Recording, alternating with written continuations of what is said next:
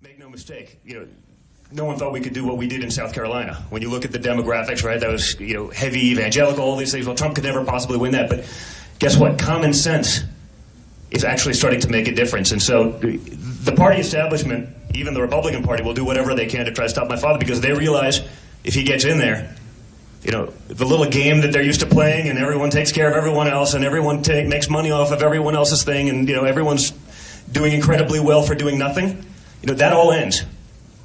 That all ends. And he's going to change that game. So again, to my point, get out there and vote. There's only so much they can do. If we win in landslides, the people have to speak, and the people have to finally have a voice again.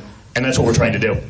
But yes, make no mistake, they are deathly afraid of my father on both sides because of what he'll do to that system that they've grown very, very comfortable with. Listen, the least naive person up there is my father. I mean, unlike everyone else, again, he's been doing it for 35 years in business. You can't do what he's done in terms of create a track record, in terms of the successes. Now, the other side wants to talk about, of 2,000 deals in the last 35 years, they'll talk about 3 that didn't work out well, and that happens. But those are the things they like to highlight. They'll do whatever they can to put him down, to take him down. It's actually, it's sad to watch, and I take it a lot more personally than he does, being his son and being a loyal son. For him, it's water off a duck's back. He gets it. I take it more personally, but no, make no mistake, we're fully aware. And again, it's going to be about the power of the movement. I think that will do everything. And again, those guys are losing a lot of power because of it. Sir. I think you should run the country, be the chief executive officer, like you do run a business. I agree. And Donald says a lot about, I've done it, I've built it, I'll tell you what I can do, but how do you take that to fiscal responsibilities of government? Like, are you going to go in there and tell them they all have a budget they got to live with, and we're going to start chopping budgets? Well, you're answering my question. You're answering your own question, and I've seen him do it. It's the reason he's been able to be successful in business. Cut through the red tape. Cut through the nonsense. There was probably not a single agency in D.C. That you couldn't cut 30% of the nonsense off the top. And by the way, not miss a beat, but they've become these bloated bureaucracies, and you couldn't turn big deals around as a CEO. People say, well, businessmen, that's not how it is. The country's a not-for-profit. It's like, well, if you get rid of waste, if you get rid of inefficiency, if you're not afraid to actually say, hey, this is waste and inefficiency because you're worried about offending a few people, you can actually make a difference and make a change. And I mean, when you talk about the $20 trillion in debt that's strangling not just me and you, but think about our kids. I have 5 kids of my own. Eventually they'll have kids of their own. You keep compounding it, and it doesn't work. You hit a point of no return. And so some of these notions of, it doesn't matter, the government, write another check. What's another couple $1 trillion amongst friends? It doesn't work. We're basically at that red line now. And if you look, certainly on the other side, if you look at some of the policies that are in place, I don't know how you ever recover. We're the strongest country in the world, the greatest superpower, and we're going to give it all away because half these countries feel, well, we're playing to an unfair advantage. As a businessman, you take whatever advantage you have and you run with it and you keep it. You don't give up 200-year head start so that the rest of the world can compete. This isn't participation medal country. It's not. We want to work and we want to win again. Yes, sir. Sorry, Matt. So, common problem that's currently going on with young people is net neutrality. I was wondering if Trump is for or against net neutrality. Listen, it's a complicated topic, and I'm not a political guy. I build buildings, so if we talk about it, but he's obviously for the people, making sure that that things are fair, that major corporations can't dominate everything and prevent other people from having access and getting the information that they desire. So. I think that's just a big theme of his message. I don't know the exact details in terms of the level of intricacies as it relates to that policy. You could probably see it on his website if they've released those position papers. But he's not about letting big corporations dominate all that. Which is you've seen him act on that. Whether it's walking away from a Fox debate, knowing that hey, this could be dangerous. He's not going to be pushed around. By the guys that want to control the world, the guys that want people over there kissing their butts and trying to be puppet masters. He's going to be a leader for the people, not for the puppet masters. I love seeing young people in the room. It's really nice to see some young people getting involved, and that's been amazing to watch actually across the board. So it's good that you're getting involved young. I like it. Thank you, sir. Now, one of the things you said is that you could probably cut 30% on some of the agencies in DC. But what I don't think it would take much to do a quick YouTube search and see what my father's been saying about that process. I touched on it a little bit, but that system's been a disaster, and it's a shame because 50 years ago that was where you went for better options. Maybe some of the gentlemen here that are clearly vets can speak to that, but I mean I remember when the VA system used to be an awesome system, and it's broken. And my father's talked very much about the vets. I mean when he walked away from the Fox debate, we had about 9 hours to put together something, and we did a fundraiser for vets, raised north of $6 million. And John Walding, who spoke at that, is a friend of mine. I'm a big outdoorsman, competitive shooter, so a lot of those circles run in there, and we got friends of ours to come up and talk to us directly about those issues. John lost his leg over at a battle, and came up and gave an incredibly moving speech about that. And in talking to him personally, even over the years before we got into politics, I mean that system's a disaster. So we want to make sure, while we seem very able and content to be giving illegal immigrants all the free health care they could possibly want, we can't take care of guys who've sacrificed a lot of their lives serving this country. And so it's a system that has to be fixed. Those guys should be able to have the best access to care, not the worst. And he's spoken about it a lot. Yes, sir.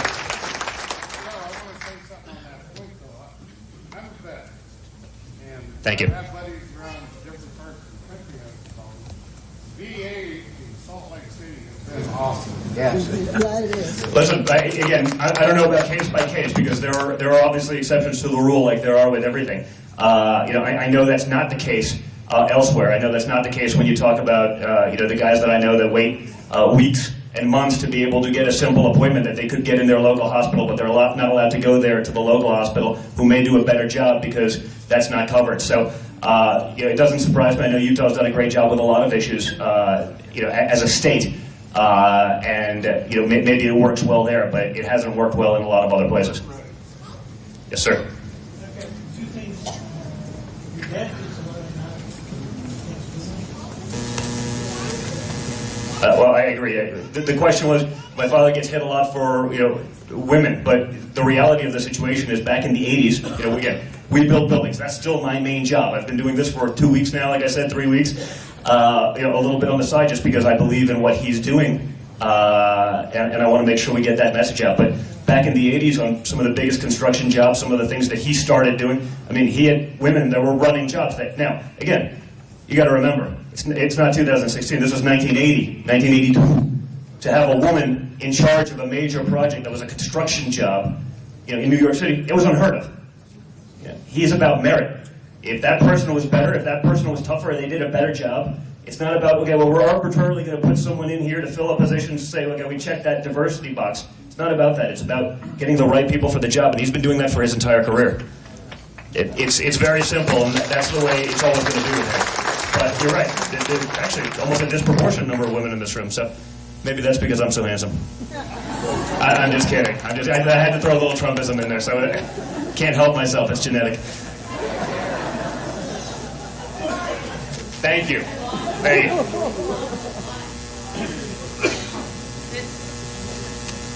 I've most of my life, and I now make my living out in the mines and driving a big equipment. And back when I started doing that, there weren't a lot of women, and so I believe that Trump is a fair man, and that's how it ought to be. Just by merit is how it should happen. Correct.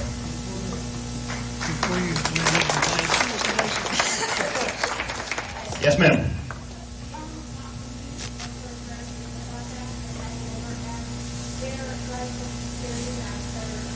Those of us who are privileged to serve.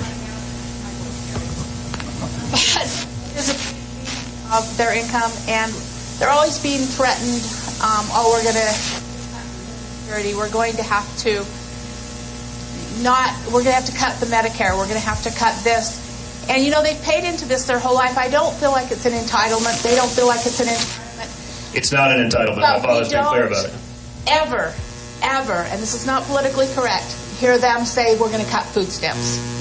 We're going to cut something like that. Listen, my father agrees with you, and I've heard him say that on many occasions. That's your money. You've been paying into it forever. It should go back to people who've been paying into it forever. That's not the way we work now. Now we would much rather give stuff to people who haven't paid into anything, and understanding there's hardship in the world, and we don't want to be horrible people and whatnot. But that's American dollars for Americans who've paid into it. It should go back to them. He says he wants to make sure we preserve that because it is your money, and if the government's going to take it and put aside it for you, it should be there for them. Now, my father said, hey, he'll waive his Social Security benefits. He doesn't need it. He's done well enough. But that doesn't work for everyone else. Everyone else doesn't have those same options. If you've been paying into it, you should be able to get it back. And right now, if you look at the way the system is managed, certainly guys my age, they won't get it. They won't see it. It's going to be a bankrupt agency. So we do have to fix that. We have to make sure that it's there and available for the people who've been paying into it for their entire lives, or stop taking it from them.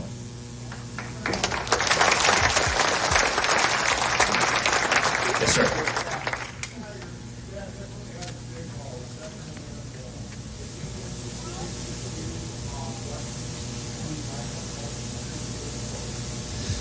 Well, the Supreme Court's a huge issue. I mean, that's perhaps the biggest issue, of all of this, going on right now, because, the left does a very good job of legislating from the bench as opposed to actually interpreting the Constitution. They do, that's their MO.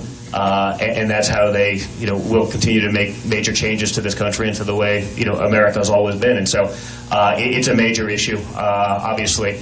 It's something that has to be looked into a lot. There's a lot that has to happen in the next 300 days or not happen to make sure that appointment's available for him to be able to make. So we haven't had the specific conversation, but rest assured that it'll be something that's, probably a #1 priority for him right now. Yes, sir. Thank you very much. It's great to be here.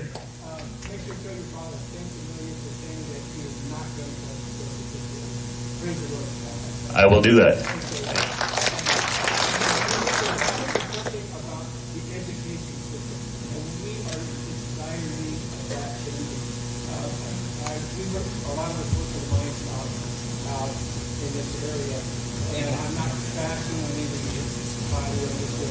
We're getting a lot of kids that are coming out of high school and having difficulty filling out apps. Yeah. Is anyone experiencing that? Yeah. Okay.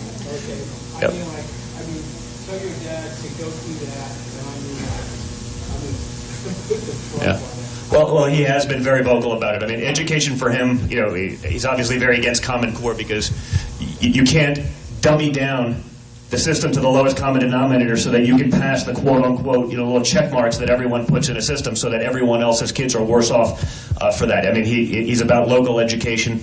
And, just as his son, I know how important education has been to him. I mean, from day one, that's always what he's stressed to us. That's what he stresses with us now that, I'm a parent of 5 kids, making sure that they have those educations because that opportunity that it affords them later on in life is so important. So he does want to fix the system because it's been totally broken, and he's been very vocal about it. Well, yeah. Good luck with liberal academia right now. I mean, if you left it to them, you would never see the Constitution. It wouldn't even exist. But yes, he's obviously a big believer in that and the whole process. But I know just from growing up for him, I know what an education means, and he knows the doors that it can open. And so we want to make sure that that's available for everyone, and that it's done in a way that people can actually learn, not on a national basis whereby. You just can't teach everyone the same way. It doesn't work. There's different values and different concepts, and you have to be able to do that on a local basis. Thank you.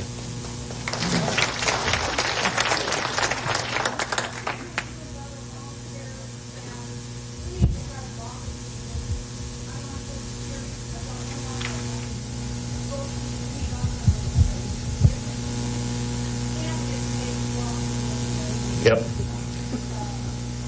Well, you can check out his policy papers in terms of the details, but he's obviously against that. He sees what it does to his friends that are doctors and their inability to then make a living, which just takes the standard of care in a country that has some of the best doctors anywhere in the world and makes it impossible for anyone to get anything. So he wants to get rid of that, put something out there that actually makes a lot of sense for the people, to encourage other people to then go into medicine, to make sure that doctors and other practitioners can actually make a living in those after the amount of schooling that they can and have to go through to do that. So it's a very complicated thing, and they're working on the policy on how they're going to do that right now. But you've heard him speak about it. It's certainly something that's forefront in his mind.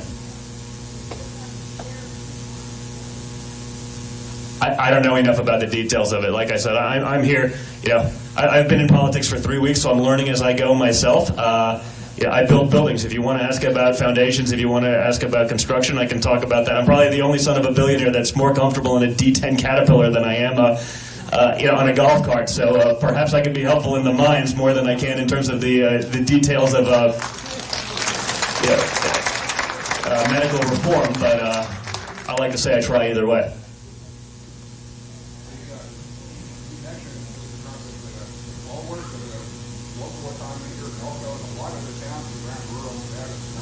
Yes. In order to keep that going, we need to find new clients. A lot of that is part of the big companies, the little guys like myself, and a number of others that are out prospecting, trying to find new clients.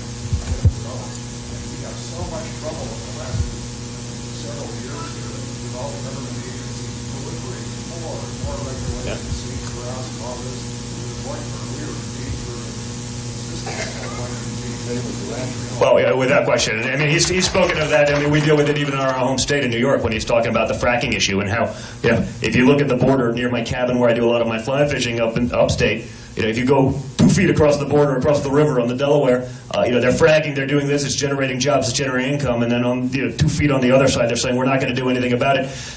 He's been all for that exploration. Now, he's mostly talked about it in a sense of energy independence, and you can see what's going on in terms of oil and gas prices right now being as low as they are, and that's the Saudi cartels and the guy that have been really happy taking our money and robbing us blind, trying to put those small companies out of business because they've been innovating, they've been taking those technologies. I mean, I don't think it changes that much when you talk about mining, whether it be precious metals or when you talk about some of the metals that are being used in computer chips and where China and these other countries have the monopoly on all of those types of metals. We do have to be able to explore, but there's a way also to do it where you can take that exploration and actually make it work where you're also managing those same lands for the benefit of hunters and outdoorsmen such as myself, for the benefit of ranchers who have grazing rights. If you look at some of the great success stories, I think Utah has a couple examples certainly where the EPA gets involved and they try to kill the potash mines, which now actually hold after they've been reclaimed and fixed up. They're actually some of the most productive lands for game, for fish, for hunters, for people who are ranchers and grazing rights. There's a way to have it all and make sure that those lands, again, those issues are important for me because, like I said, I'm probably the first graduate of the Wharton School of Finance to live in Colorado for 18 months as a bartender before I got my job with the organization because I'm into the hunting, I'm into the fishing. I wanted to make sure that I did enough of that to make sure that when I'm sitting at the office on a Saturday morning at 2 o'clock in the morning negotiating a deal and finishing up a deal that, okay, I've experienced the other side, I've done everything that I needed to do, that I didn't have any regrets or what-ifs. So those issues are very important to me because when I talk about the outdoors and all of this, I know that it was because I was in a duck blind or I was in a tree stand, whatever it may be, that kept me out.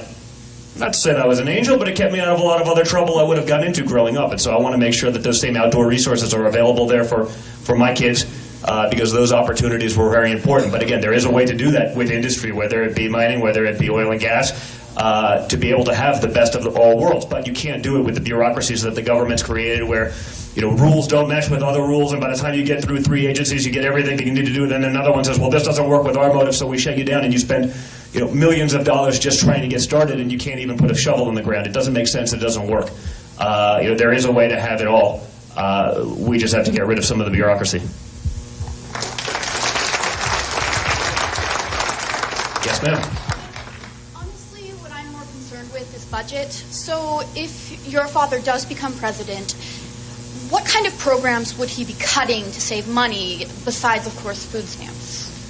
Well, it's less even about cutting programs than it is creating efficiencies within that. I mean, if you talk about my father, the thing he prides himself on all of the jobs that he's ever done is being on time, or ahead of schedule and under budget.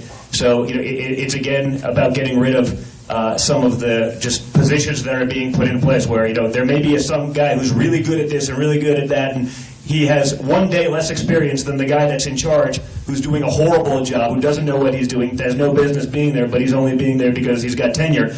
It's about putting those people in the right positions and letting them adjust their budgets so that we can actually, turn a profit for a change, so we can maybe pay back some of our debt, so that those surpluses can then trickle down to create better education systems, and then if there's left over, there's probably plenty of people that do need some help and can be taken care of. But we have to take care of the average American hardworking person first before we can worry about everyone else. It's hard to believe that those are the people paying in, and they've been the most neglected. It's disgusting. Yes, sir. As long as we take care of protecting the Second Amendment and getting these kids some jobs, we'll take all care of all the rest of the stuff, the people. We don't need nothing but a damn job and freedom.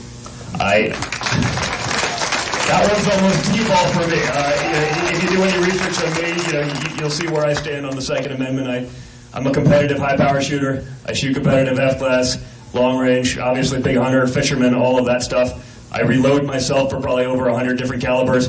The Second Amendment means something to me, and it means something because it is about our freedom. I mean, it's the Second Amendment. It wasn't like it was some sort of crazy afterthought that happened 100 years later. I mean, it's number 2, after the pretty basic rights of freedom of speech. So when this thing's debated, and it constantly will, and this will go back to the Supreme Court, nomination as well, where they're going to try to say, hey, the Second Amendment, it was an afterthought. It wasn't really intended this way. It was about a musket. These arguments are nuts. And, I'll say this about my father, and he'll never get the credit for it because he's from New York. But, when San Bernardino happened, when the Paris attacks happened, all the other GOP candidates, they're crickets. Crickets. They may be for it. I'm not saying they're not. But, certainly they won't take it on because it's controversial. My father's the first guy and the only guy that said, hey, guys, guess what? In these places where, California and France, where you have the toughest gun laws in the world, if there were a couple bullets flying the other way, maybe that changes the game a little bit. Between me, my wife, my brother, my father, we have 4 of the 1,500 concealed weapon permits issued in New York City, just amongst ourselves, and we carry. It's something that's very important for me. And again, I do a lot in terms of getting youth into the outdoors, shooting, hunting, fishing, all of this. I mean, the discipline associated therewith, I think, is a great training tool for life. So it goes beyond even the basic rights, but as a way of training people and getting kids into it. And like I said, that stuff means a lot to me. So no one's going to be stronger on the Second Amendment than my father.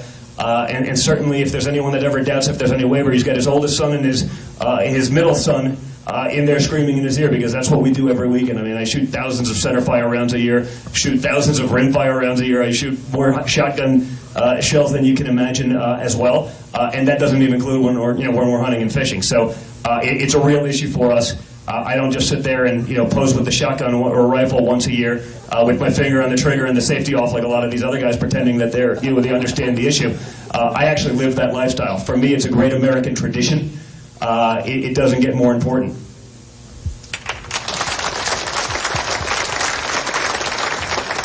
We got to give it to the young guy first, and then we'll. Yes, sir. No, you are, and it's great to actually see a room like this where there are young people in there and asking questions, because. And maybe that's the thing I'm most excited about in terms of seeing my father do this, is that he's getting people that haven't been interested, they haven't been involved, and they're now getting involved and asking the right questions. So, go for it. I'm glad.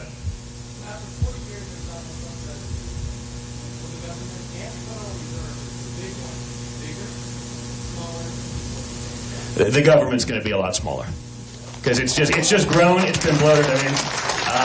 When you talk about the Republicans being a small government party, there's a lot of talk.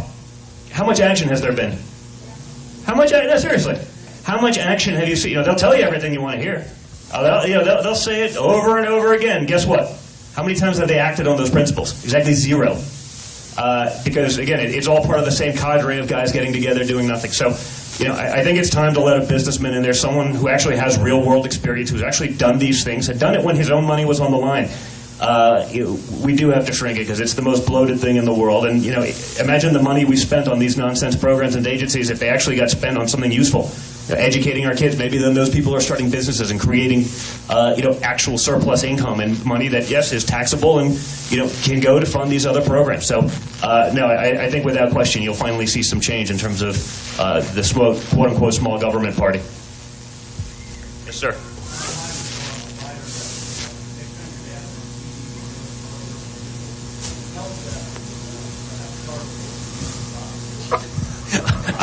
I will make sure to relay the message to Joe, and if my father doesn't do it, I'll do it myself.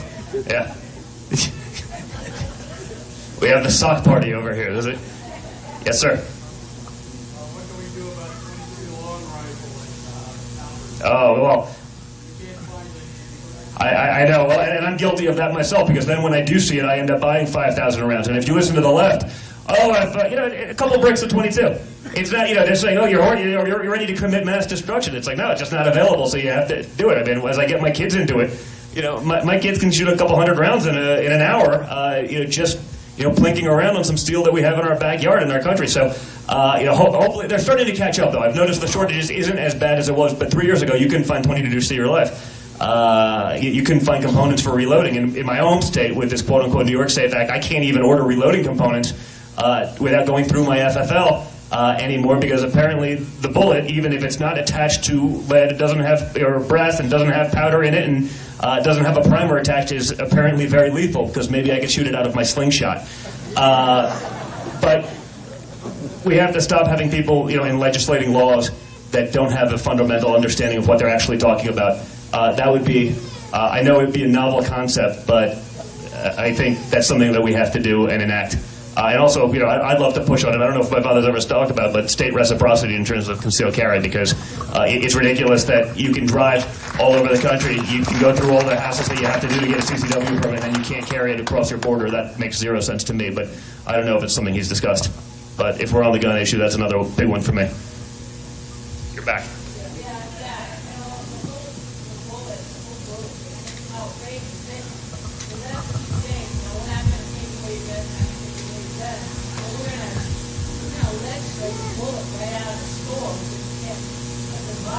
Well, it's typical, and again, I hear this a lot, and what's interesting for me as we talk about this is I hear this so much when I talk to my friends that are big hunters and fishermen, when I talk to my friends that are competitive shooters, the guys, whether it's, steel with handguns or long range or whatever it may be. Well, I don't want to get involved in politics because, that's what I do in fun, for fun. I want to go hunt, I don't want to think about these things, but hey guys, if you don't start acting and getting involved in politics because you want to separate your hobby and your fun from that, it's going to be gone, because the left will do whatever they can to legislate, and they'll spend their free time, and they have a lot of fun doing it, but it's always a death by 1,000 cuts. If you can't get it this way, we can't get the big picture, we'll make it a little bit harder. Then it becomes a little bit more of a hassle to get a gun. Then it becomes a little bit harder to get ammo, and then it becomes a little bit harder to get access to lands where you can actually use any of that stuff. And guess what? Eventually people say, it's not worth it. That's how they'll win in the end. So, I say there's a group of guys, industry guys, that started a webpage because they're friends of mine, and they started a thing called Sportsmen for Trump. I was the keynote speaker at the big Western Hunt Expo last week over in Utah, and they've put a bunch of stuff in there about our policies and, the guys that are, backing us. Some of the corporate guys that have shareholders and whatever, they can't do it even though they're friends of ours because, the shareholders think it's a little controversial, but there's a lot of guys in the industry from, individual competitive shooters that know me, my brother personally, to guys that are, the heads of big companies, Ronnie Barrett and these guys, that have just come out and say, hey, Trump's the only one that's actually really talking about it. We're the only guys that showed up at SHOT Show. Everyone else, we're very Second Amendment. Well, you won't come talk at SHOT? We spoke at the Outdoor Sportsman's Awards. I was the keynote speaker at the Western Hunt Expo. These are things very important for us, but we do have to get involved in politics, and a big part of what Sportsmen for Trump is doing is showing that, hey, if we talk to shooters, if we talk to hunters, if we talk to sportsmen, and get them to show up and vote, maybe politicians will actually do something and cater to us instead of just being left in the dust. So we do have to get involved. Yes, sir. I actually have a couple questions. One is, we actually have a gun range, and I like all your policy on guns. Do you want to go shooting after this? I would love to. If I do have enough time before we take, I know I have to do some radio and TV. If I have time, I would love to. Otherwise, I'll come back. Never hard to get me to get in the field. Sweet. Second question, though, is, because you actually answered a lot of my questions about healthcare and school systems and that, I want to know, what's your father going to be doing about our nation's security? I mean, we saw the shootings in Paris. What are we going to do to keep those animals out of our own country and protect ourselves from them? Well, he's spoken very heavily about the military and having a strong presence, and I think he'd love, sort of going back to a pretty, not that new concept of just peace through superior firepower, right? We build up our military, do so in a way that, A, we're taking care of our troops. B, we're giving them the best equipment there is to buy, so they're not going into battle with lesser stuff and being subject to the craziness that's going on right now, and making sure that those countries understand we're not playing games. When you look at what's going on today, I mean, it's sad. We don't even talk aggressively anymore, let alone act aggressively. And we have to do that. And some people have given my father a hard time. Well, he delivers the message it's a little bit harsh. Can you get him to tone it down? It's like, wait, guys, there's a time for diplomacy. I get it. There's a time where we can talk and try to be nice and be really friendly and cater to everyone. And then there's a time where you actually have to break out the hammer. And we're at the point in this country where we can't talk about things in a whisper and pretend that they're, things aren't issues and, God forbid, I think he's done that, and maybe he's brought out the sledgehammer, but it's time. And there's people who say, well, I don't like the way you delivered the messages. So, well, if you don't like the way that you delivered the message, then I assume you think there's no problems here. Because if you think it's too much, but in the real world, there's a time. And because he's been so aggressive about these positions, because he has said it that way and said it so harshly, guess what? These issues that weren't talked about by anyone, even the right before, are actually now on the forefront of the debate stage. And he's been doing this for 3 weeks. Imagine what you do if you give him 4 years.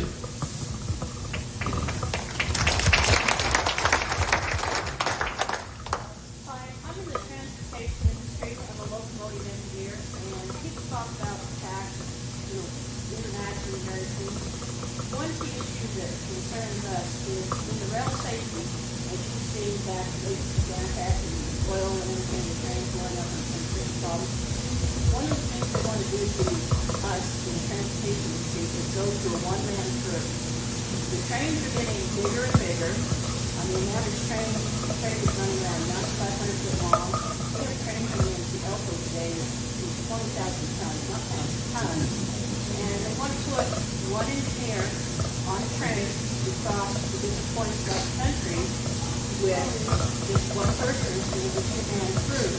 And we're concerned about what Mr. Trump and others will do to keep this from happening. They've been fighting this fight, and it goes from Congress, and we need somebody to stand up and say, trains go up within the areas. That doesn't mean to affect me as an engineer. This is communities, everyone is affected, and we want to know what we plan to do out. Well, exactly. If you had a heart attack or a safety issue like that, yes, it concerns us very much. Well, listen, I think it's obviously something that's not going to get as much attention because it's not as sexy an issue. But I mean, when you talk about him, it's ultimately about security. He's been very vocal about that. Again, whether it's immigration, it's not just saying immigration for security purposes. It's what's coming across the border in terms of the drug trade. I mean, this was a huge issue in New Hampshire where there's a major heroin problem. But if you break it down, it all goes back to that. That's where it's coming across. So we got to take care of Americans. We have to make sure our borders are safe. We got to make sure that these people that are committing atrocities aren't coming into our country. And again, we're a nation of immigrants. My mom's an immigrant. My father's mom's an immigrant. But there's a way to do it to bring people in the right way to make it go through this process. And the people that I know who have gone through the process and have done it correctly, they're saying, hey, I agree with your father. I went through it for 10 years. I'm proud to be an American. I actually want to pay into the system. I'm happy to do that and be involved and be a part of it.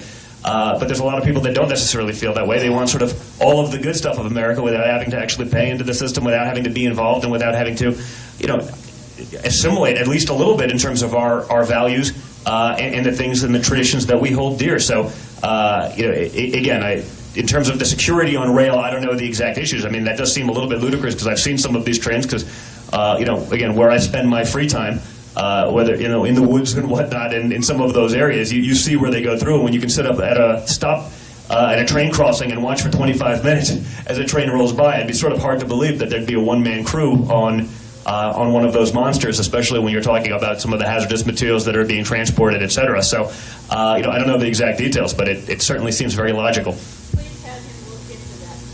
Thank you. Thank you. How are we doing on time, Charles? 2 more? Perfect. Sir?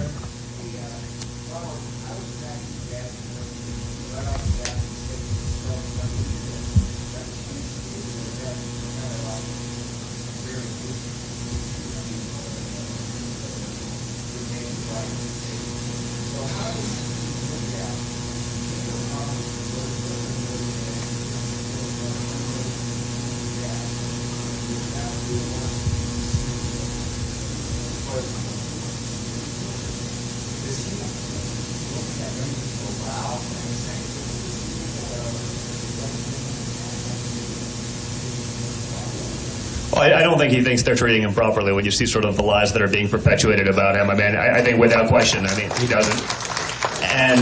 But again, unlike everyone else, he's sort of able to call him out, and people like you are seeing it and saying, hey, wait a minute, he's right here. That's what's great.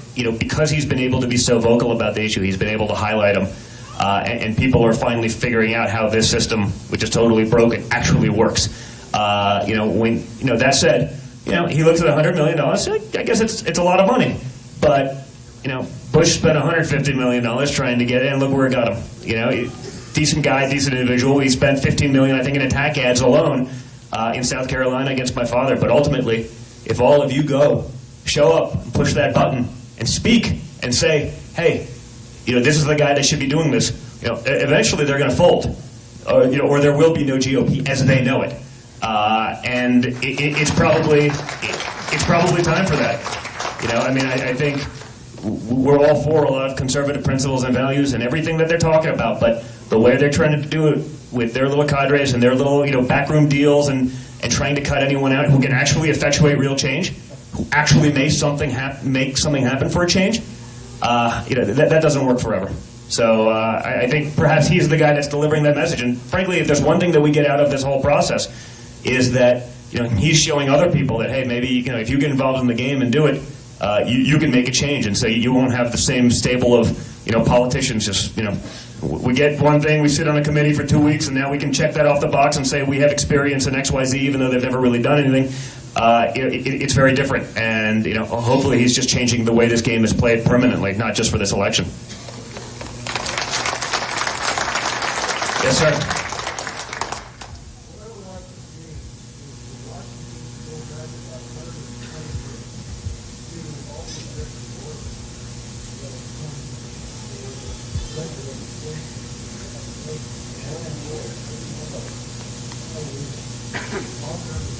Well, he's certainly spoken about the executive orders as of late, whether it be the stuff as it pertains to, the Second Amendment and gun rights. I think that's something he said he would do first day in office. They're gone.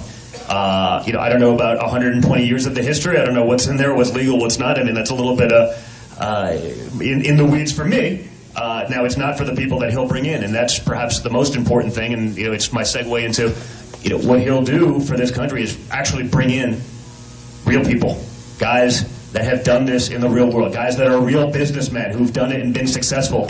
It's mind-boggling to me when you have guys that are just career politicians. They probably never even negotiated a car loan or lease, let alone this. And we're saying, hey, go negotiate $1 trillion deal with China.